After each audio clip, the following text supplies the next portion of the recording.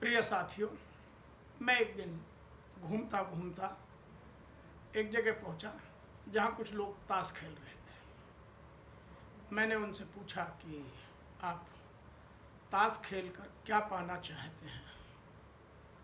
तो उनमें से अधिकतर लोगों ने कहा कि हम तो अपना समय काट रहे हैं, हमारे पास साधनों की संपन्नता है, समय है और समय व्यतीत करना है। तो मैंने उनसे कहा कि समय व्यतीत करना है तो जीवन में सार्थकता लाइए, जीवन को सार्थक बनाइए, कुछ सार्थक काम कीजिए। तो उन लोगों ने कहा कि हम सार्थकता को नहीं समझते, ना ही हम जानते हैं।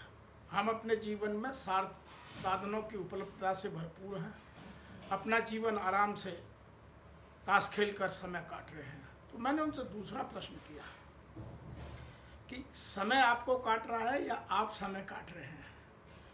तो उन लोगों ने कहा कि हम समय को काट रहे हैं, समय हमें नहीं काट सकता। तो मुझे हंसी आ गई और मैंने उनको समझाने का प्रयास किया, और उसी से प्रेरित होकर मैं आज आपके साथ इस सार्थकता के विषय पर बात कर रहा हूँ। तो सबसे पहले समझते हैं कि सार्थकता जीवन में आवश्यक क्यों है। उसका सबसे मुख्य उद्देश्य है कि यदि हमारा जीवन सार्थक नहीं है तो फिर जीवन जीने का कोई महत्व नहीं है।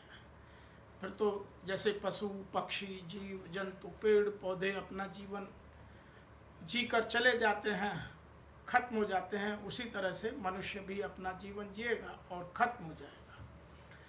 लेकिन मनुष्य को भगवान ने विशेष कृति के रूप में बनाया है और मनुष्य ही अपने जीवन में सार्थकता ला सकता है। तो हमें सार्थकता लाने का प्रयास करना चाहिए। अब समझते हैं कि जीवन में सार्थकता है क्या। जीवन में सार्थकता का मतलब है कि एक तो जीवन का उद्देश्य बड़ा हो। उद्देश्य बड़ा हो मतलब हम संपूर्ण विश्व की कामना, परोपकार, मानवता के विकास, लोगों में समन्वयता, लोगों में मूल्यों का प्रभाव, शांति, इस सब की बात करें। दूसरा, उन सब के महत्व को हम अपने जीवन में अपनाएं, केवल बात ना करें। बहुत सारे लोग बात करते हैं लेकिन अपने जीवन में अपनाते नहीं हैं। तीसरा, उसकी पूर्ति के लिए हम वो यथासंभव प्रयास और प्रयत्न करें जो एक रोल मॉडल के रूप में लोग उन्हें समझें और अपने जीवन में पालन करने का प्रयास करें। अर्थात हमें अपने मूल्यों का, अपने इथिक्स का कभी भी समझौता नहीं करना चाहिए, तभी हमारा जीवन सार्थक हो सकता है। यदि हम अपने स्वार्थ के कारण, लालच के कारण, ममता के कारण, द्वेष के कारण, कपट के कारण, छल के कारण अपने मूल्यों को बदलते रहते हैं तो फिर हमारा जीवन सार्थक नहीं है। नंबर 4, जो इससे भी ज़्यादा महत्वपूर्ण है, वो है कि उस सब के करने से मुझे संतुष्टि मिलनी चाहिए, मेरे जीवन में आनंद का प्रवाह होना चाहिए, प्रेम की पूर्णता आनी चाहिए। जब तक मेरे जीवन में आनंद और प्रेम का बहाव नहीं है तो फिर जीवन में सार्थकता आ ही नहीं सकती।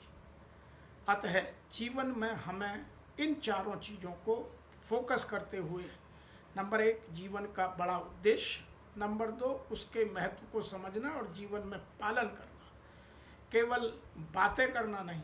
तीसरा, उसकी पूर्ति के लिए कभी भी अपने मूल्यों को, अपने संस्कारों को या अपने उत्कृष्ट विचारों को छोटा नहीं करना, तुच्छ नहीं करना, कम नहीं करना, बदलना नहीं। और उससे मुझे कितनी संतुष्टि होती है और समाज में परोपकार, समाज में अहिंसा, समाज में प्रेम की भावना, समाज में समन्वय कितना फैलता है, उस सब के महत्व को समझना है। अब आइए, अब प्रश्न आता है कि जीवन में सार्थकता लाई कैसे जा सकती है। सार्थकता लाने के लिए हमें 2 चीज़ों को समझना जरूरी है। नंबर 1, हमारा यह शरीर साधन है, साध्य नहीं है। साध्य है हमारा विवेक। तो हम इस शरीर को केवल साधन मात्र माने। जैसे हम और साधनों की उपलब्धता, जो ताश खेलने वाले लोगों ने कहा कि हमारे पास साधनों की संपन्नता है, बड़ी बड़ी गाड़ियां हैं, हमारे पास एसी है, हमारे पास बड़े घर हैं, तो वो साधनों की संपन्नता है, वह सार्थक जीवन की उपलब्धता नहीं है। तो हम साधनों की संपन्नता से हटकर इस शरीर को साधन मानकर उन सब कृत्यों को करें जिनसे जीवन सार्थक हो जाए। दूसरी बात, जो जीवन के उत्कृष्ट मूल्य हैं उनको हम सदा पालन करें, अपने जीवन में लोगों के लिए एक आदर्श बनकर प्रस्तुत हों, केवल बात करने से नहीं। आज बहुत सारे लोग बहुत सारी बातें करते हैं, लेकिन जब जीवन में ज़रूरत पड़ती है तो फट से मुकर जाते हैं, तो उनके जीवन में सार्थकता नहीं आ सकती। अब इस तीसरा प्रश्न पैदा होता है कि इस सार्थकता को लाने के लिए हमें अपने जीवन में क्या क्या बदलाव करने आवश्यक है। तो सार्थकता लाने के लिए हमें अपने जीवन में 3 बदलाव करने बहुत महत्वपूर्ण हैं। सबसे पहले, हमारे जीवन का उद्देश्य में केवल स्वार्थ ना हो, परमार्थ हो, परोपकार हो, समन्वय की भावना हो, जन समाज का कल्याण हो, कल्याणकारी योजनाओं का समन्वय हो।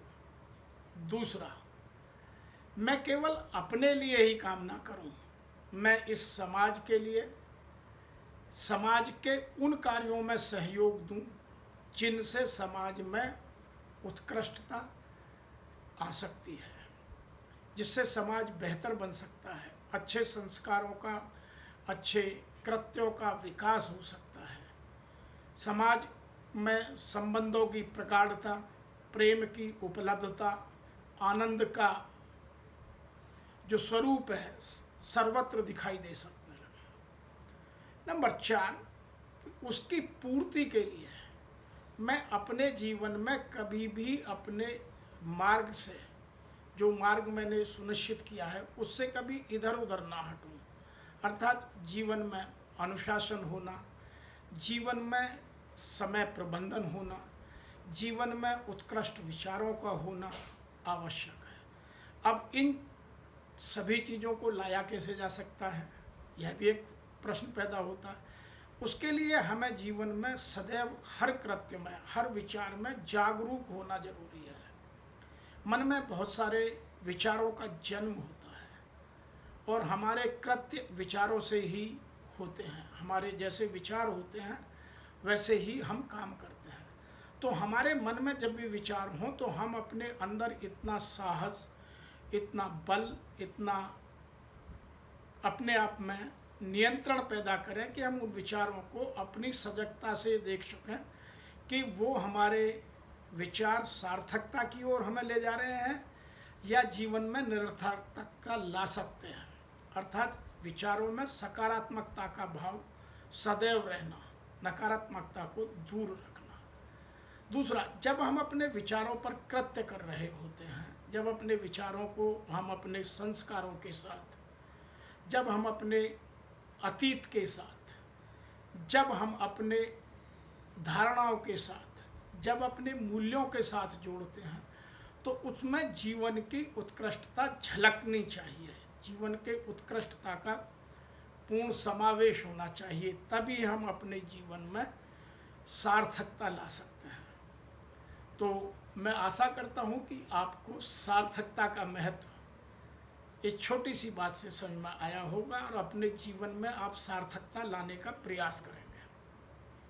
सार्थकता लाने के लिए पहल बड़े छोटे छोटे कामों से की जा सकती है। मैं कुछ उदाहरण भी आपको देने की कोशिश करता हूँ।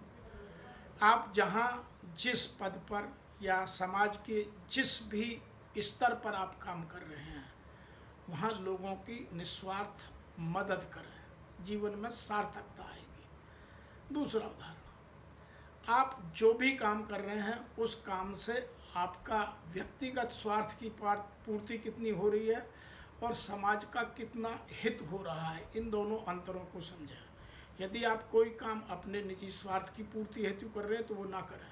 समाज में उत्कृष्टता लाने के लिए, समाज को उत्कृष्ट बनाने के लिए, राष्ट्र को उन्नत बनाने के लिए मैं चाहे वो श्रम का या धन का या और किसी साधन का प्रयोग कर रहा हूँ, वह देख लेना जरूरी है।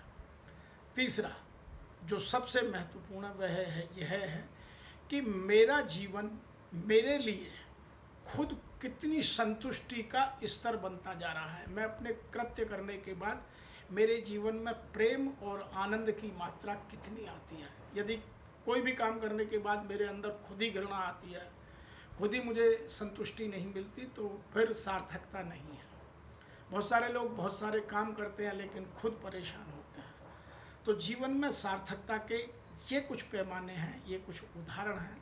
आप कहीं से भी शुरू कर अपने जीवन को सार्थक बनाने का प्रयास करें, तभी हम इस समाज को, इस देश को उत्कृष्ट बना पाएंगे। आज इतना ही, फिर कभी मिलते हैं। तब तक के लिए आप सभी को बहुत बहुत धन्यवाद।